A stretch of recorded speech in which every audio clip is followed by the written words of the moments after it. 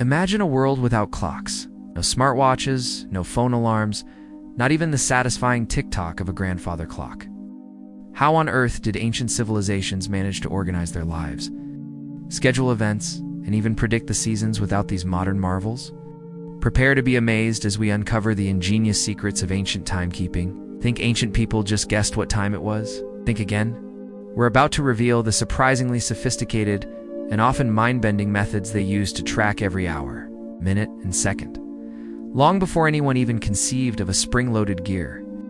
Welcome to a journey back in time where we'll unravel the forgotten brilliance of our ancestors. We're not just talking about a simple stick in the sand. We're diving deep into the celestial observations and incredible devices that shaped entire empires.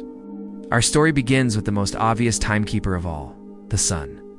The first tool to harness its power was likely a simple post or stone, what we now call a gnomon. By observing the length and direction of its shadow, early humans could get a rough idea of the time of day-long shadow in the morning, short shadow at noon, long shadow again in the evening. But the ancient Egyptians took this concept and refined it into something far more precise, the sundial. Around 1500 BC, they developed flat portable sundials marked with our lines. These weren't just decorative. They were essential for organizing the vast labor forces needed to build pyramids and temples. The day was divided into 12 hours, a system we've inherited, but these hours weren't fixed. An hour in the summer, when the day was long, was much longer than an hour in the winter. Time was flexible, stretching and shrinking with the seasons. The Greeks invented hemispherical sundials, known as scaphs, and the Romans later refined and mass-produced them. They understood the sun's shifting path in the sky throughout the year and created more complex, hemispherical sundials that could account for these changes, offering greater accuracy. Some Roman sundials were so sophisticated they even had different markings for different months. Imagine carrying a personal, portable sundial, the ancient equivalent of a personal watch. But what happened when the sun went down, or on a cloudy day? A sundial becomes just a garden ornament. This major limitation spurred one of the greatest innovations in timekeeping history. Enter the Clepsydra, or water clock.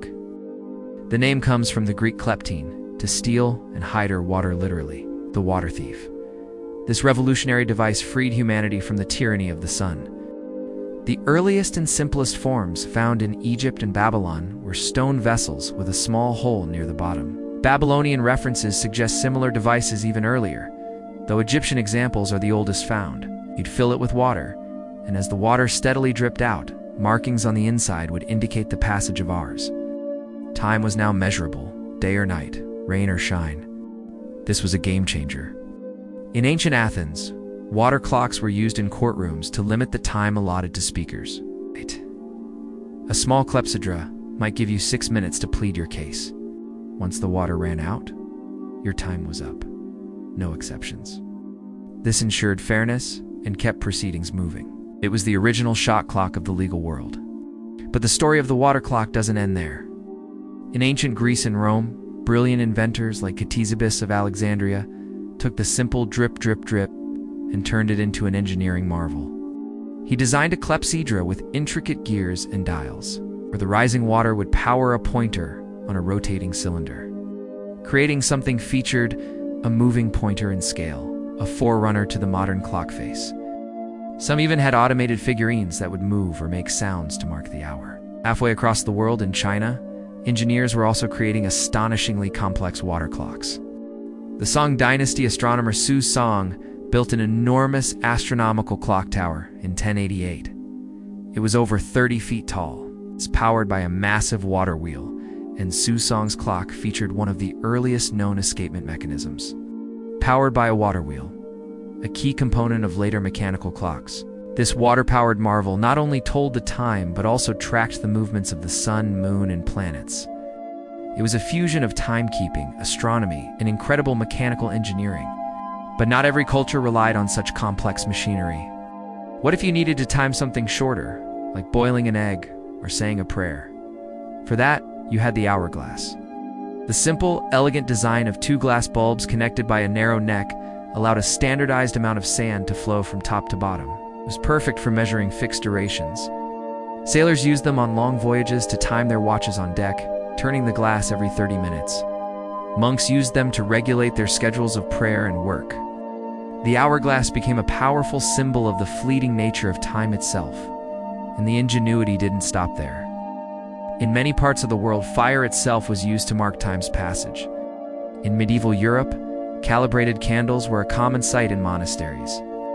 These were simply candles marked with lines, each section representing an hour or another unit of time. As the candle burned down to a line, you knew how much time had passed. Some even had small nails embedded in the wax, which would clatter into a metal dish when the wax melted, serving as an early alarm clock. In ancient China, a similar and even more fragrant method was used. The incense clock, a specially crafted trail of incense powder, was laid out in an intricate, maze-like pattern in a tray. As the incense smoldered along the path, it would burn past different scents or ignite threads that dropped tiny bells, signaling the time. It was a multi-sensory clock that engaged your sense of smell and hearing. Let's not forget the original clock, the night sky. For millennia, astronomers and navigators used the stars to tell time after dark. By tracking the movement of constellations like the Big Dipper as they rotated around the North Star, or by observing which stars were rising or setting on the horizon, they could accurately determine the hours of the night and the changing of the seasons. This celestial knowledge was vital for agriculture, navigation, and religious ceremonies. From the sun's shadow to the steady drip of water, from burning incense to the wheeling stars, these ancient methods show a profound human desire to understand and control time. Each innovation, from the simple gnomon to Susong's magnificent clock tower, was a crucial step on the long road to the mechanical and digital timekeepers we rely on today. The principles they discovered, using a constant measurable process to track duration, laid the very foundation of modern horology. So the next time you glance at your phone to check the time, take a moment to appreciate the thousands of years of human ingenuity that made it possible. Our quest to measure the minutes is a story as old as civilization itself.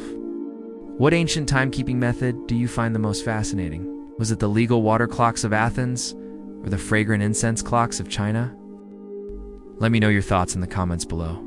And if you enjoyed this journey through history, don't forget to like, share, and subscribe our channel Arc Studio for more explorations into the forgotten genius of the past.